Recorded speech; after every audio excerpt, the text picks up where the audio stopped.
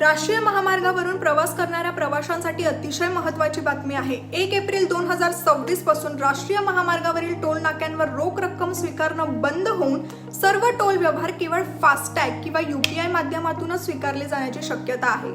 हो, तुम्ही अगदी बरोबर ऐकताय। सविस्तर माहिती जाणून घेण्यासाठी व्हिडिओ शेवटपर्यंत पहा आणि जर अजूनही तुम्ही साम टीव्हीच्या इंस्टाग्राम पेजला फॉलो केलं नसेल तर आधी जाऊन फॉलो करा। राष्ट्रीय महामार्गावरील प्रवास अधिक सुलभ आणि वेगवान करण्यासाठी भारतीय राष्ट्रीय महामार्ग प्राधिकरण म्हणजेच NHAI एक मोठं पाऊल उचलण्याच्या तयारीत आहे।